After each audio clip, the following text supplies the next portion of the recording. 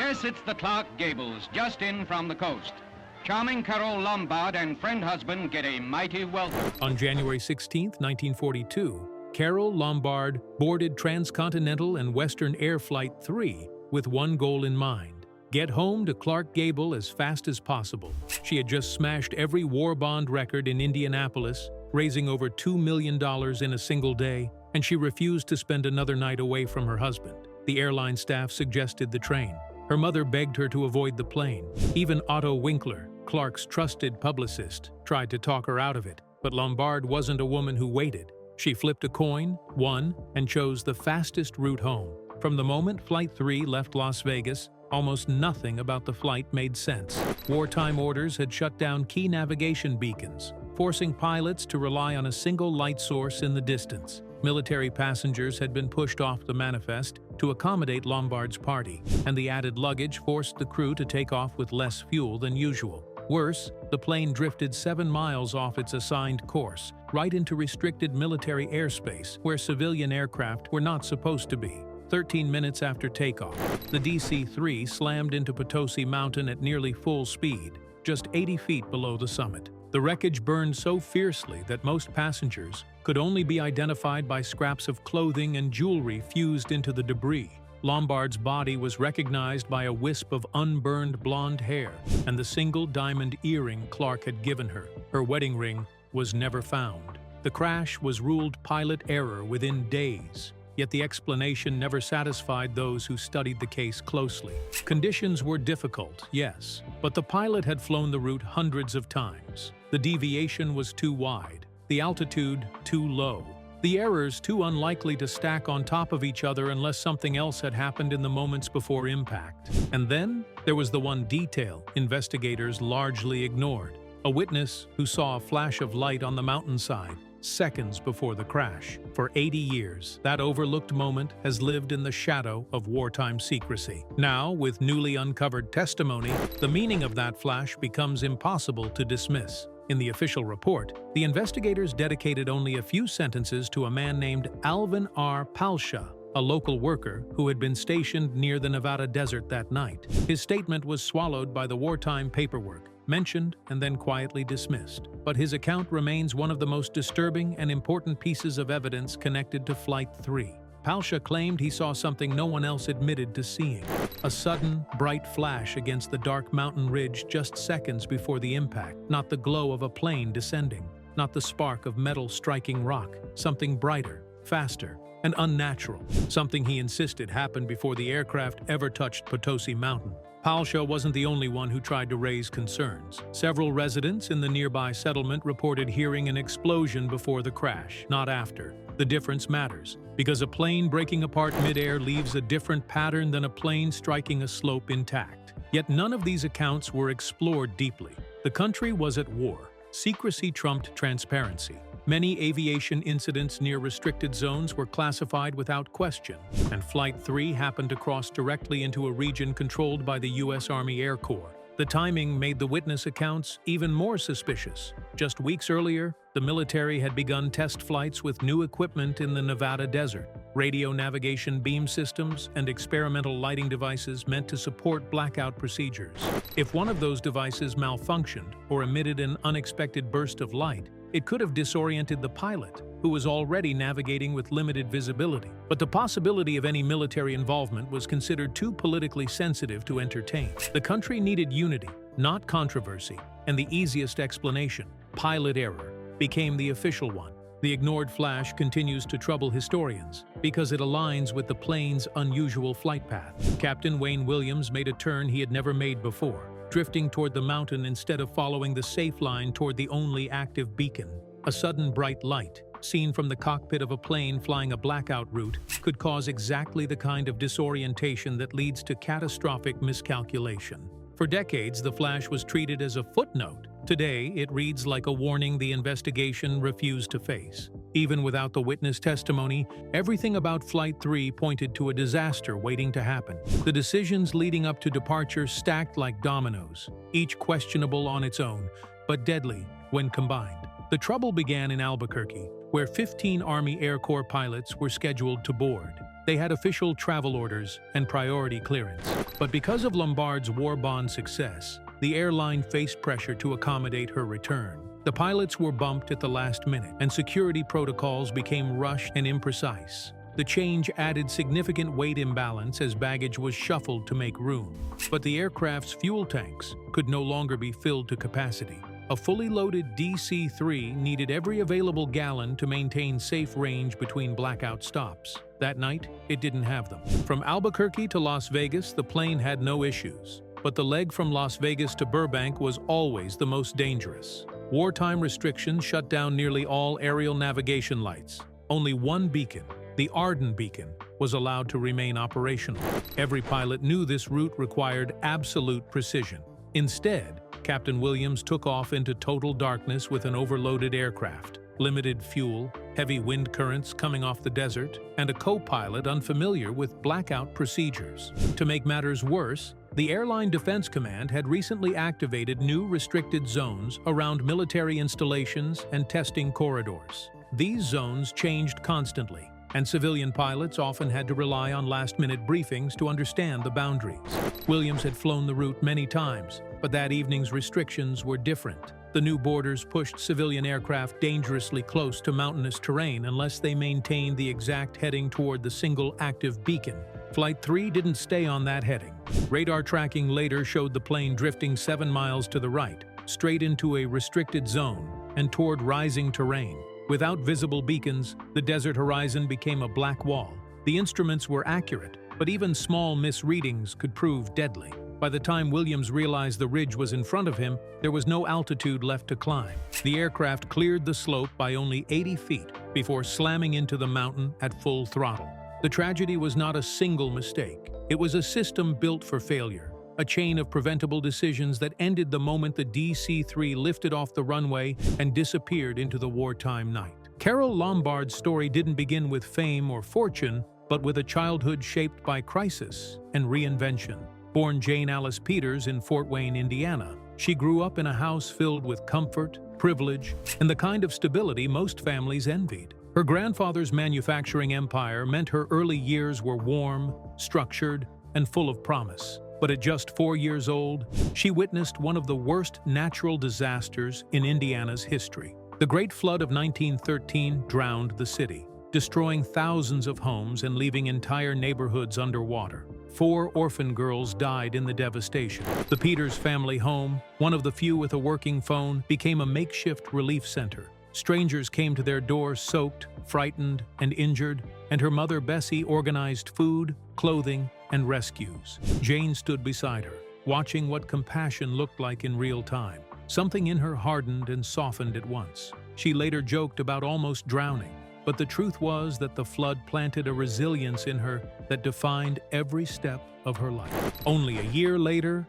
her world split again. Her father's mental health deteriorated after an injury, his moods turning violent and unpredictable. Bessie gathered the children, left her husband, and fled to Los Angeles. Jane was 6 when she stepped into California, still too young to understand that the film industry around her was about to explode. The chaos of a broken family and a new world sharpened her naturally competitive edge. She excelled in sports, outran the boys, and learned to fight for space in every room she entered. That fire was what caught the attention of director Alan Dwan in 1921, when he saw her playing baseball with such ferocity that he stopped mid-walk and asked if she wanted to be in a movie. She said yes. It was a nothing role, a 2-day shoot, a footnote in film history. But for Jane Peters, it lit a fuse. By the time she reached 16, Hollywood had swallowed her whole. She signed a contract with Fox Film, changed her name to Carole Lombard, and stepped into the industry with the storm-born determination she had carried since the floodwaters of Fort Wayne. Her rise had begun, but the path ahead would scar her, shape her, and ultimately forge her into the legend the world still remembers. Carole Lombard's journey to stardom might look glamorous from a distance, but up close it was stitched together by pain, grit, and an almost ferocious refusal to surrender. At 18, she suffered the kind of accident that should have ended her career before it truly began. Riding with her teenage date, Harry Cooper, Carole was thrown through a windshield when their car smashed into another on Santa Monica Boulevard. A shard of glass carved a deep wound down her face, slicing the bridge of her nose and running across her left cheek to just below her eyebrow. 14 stitches, no anesthesia. Her eyes taped shut for hours. 10 days in bed, unable to move. Even after the swelling faded, the scar was permanent. In an era when actresses were expected to look flawless under unforgiving studio lights, a facial scar could mean professional death. But Carole did something no one expected. Instead of hiding, she adapted. She studied angles, memorized lighting, learned how to tilt her head just enough to cast the scar in shadow. She worked around it until directors forgot it was there. It didn't stop her career. It sharpened her instincts and made her fearless. To survive financially, she took whatever roles she could. Bathing beauty shorts, slapstick comedies, films where she was hit with pies, knocked into mud, or shoved into fountains. Max Sennett, king of silent comedy, branded her Carole of the Curves to draw attention away from her scar. It was humiliating work, but it gave her something invaluable: timing. She learned how to move, react, pause, and hit a comedic beat with precision. She built a tool set that no glamorous ingenue had. By her mid-20s, she was done being pretty background decoration. She pushed for more serious roles, forcing studios to see her range. Critics noticed her in films like High Voltage and The Racketeer. Her performances grew sharper, bolder, and more magnetic. Audience by audience, she carved her way out of typecasting. Her scar, once seen as a flaw, became the reason she fought harder. The hustle became her engine, and the breakthrough, the moment Hollywood finally recognized her fire, was coming fast. As Carole climbed the studio ladder, she learned that Hollywood success always came with a price.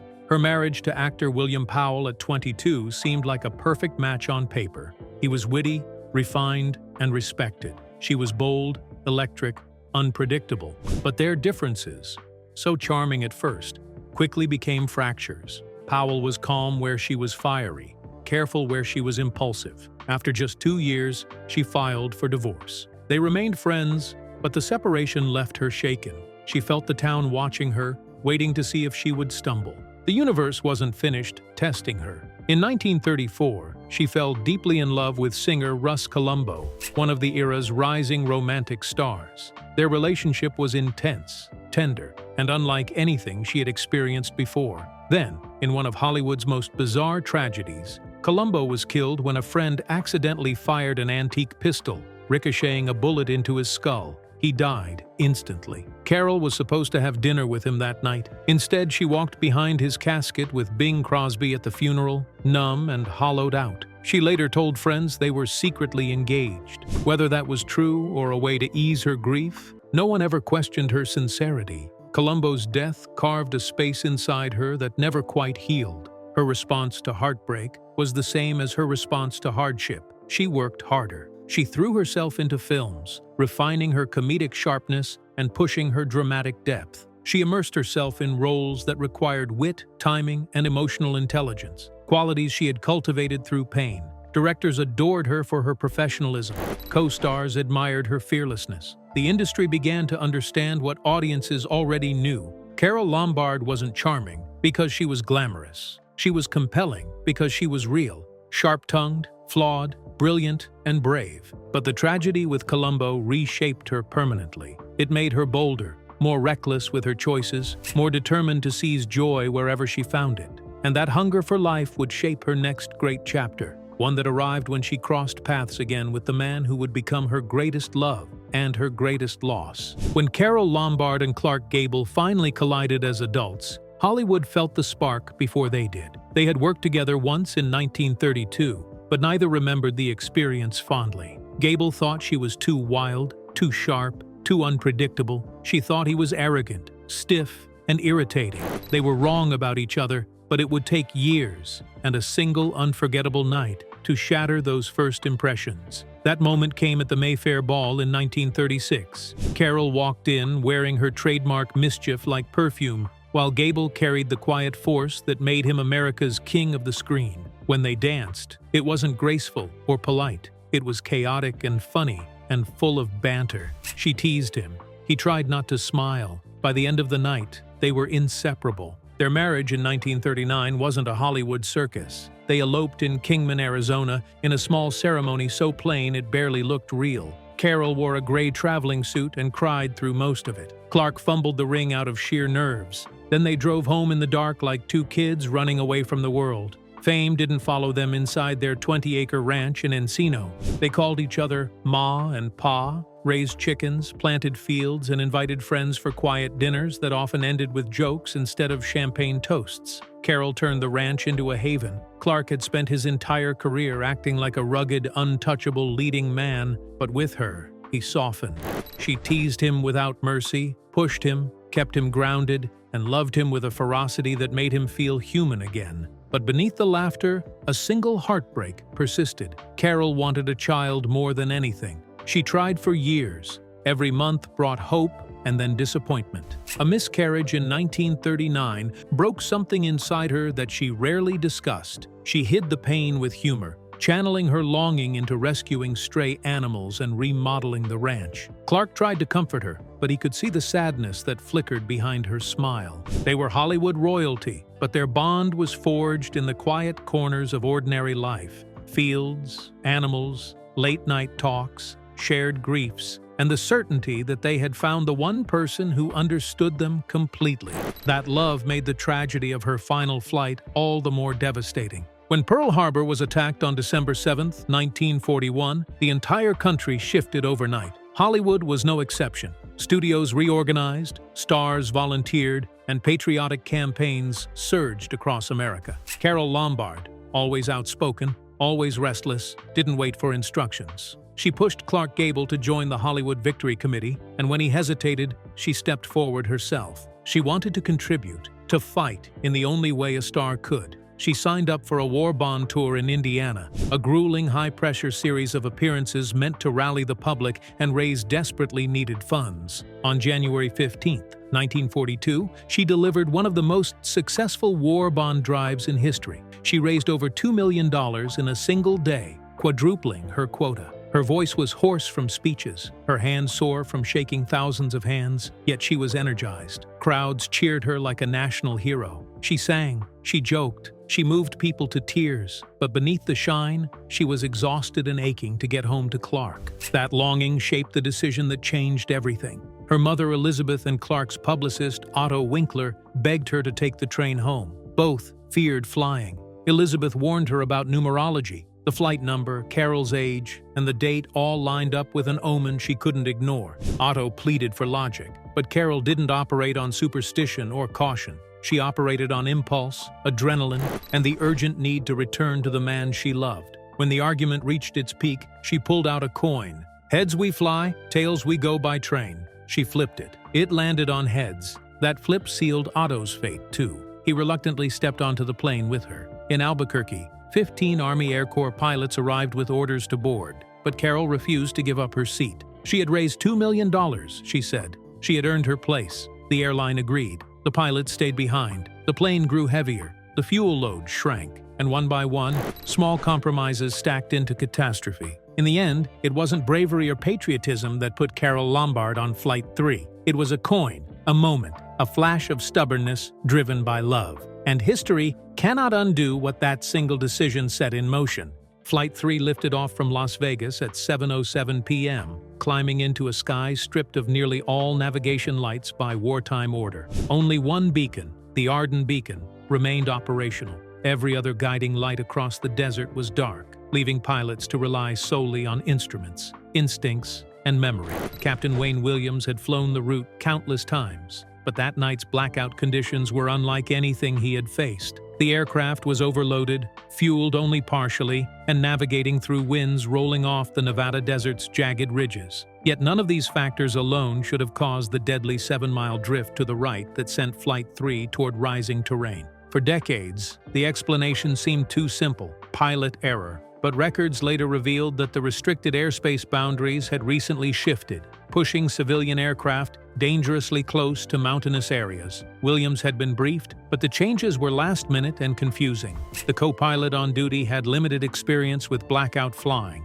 and the plane itself was carrying more weight than recommended because of the rearranged passenger list. Every variable was strained. But the most troubling oversight lay in the reports that investigators chose not to pursue. Multiple witnesses in the area described hearing an explosion before the crash, not after. One man saw a bright flash near the ridgeline, a burst of light that didn't match the timing or the angle of a plane striking rock. In wartime Nevada, where experimental military equipment was being tested in remote corridors, the possibility of an accidental signal, flare, or equipment malfunction was real. Yet any hint of military involvement would have complicated the nation's already fragile morale. Wartime secrecy demanded silence. Crash site analysis also revealed something strange. The aircraft struck the mountain at nearly perfect flying speed, suggesting no attempt to climb, turn, or evade the slope. It was as if the pilots never saw it coming. If a sudden flash of light disoriented them, even for seconds, but the official report closed quickly. And with the war escalating, no one pushed further. 80 years later, the pieces finally align. The drift, the blackout, the fuel load, the restricted zone, the flash, each detail part of a truth hidden in plain sight. The crash of Flight 3 was not a simple mistake. It was a chain of oversights, secrecy, and momentary confusion that history tried, unsuccessfully, to bury. Carole Lombard's story didn't end on Potosi Mountain. It lived on in the man who carried her memory across war-torn skies, in the films that preserved her fire, and in the questions that refused to fade with time. For decades, the truth behind Flight 3 was buried under wartime secrecy, quick conclusions, and grief too heavy to challenge. But now, as the overlooked details finally align, her final hours make sense in a way they never did before. A star didn't simply fall that night. She was lost inside a moment the world wasn't ready to confront.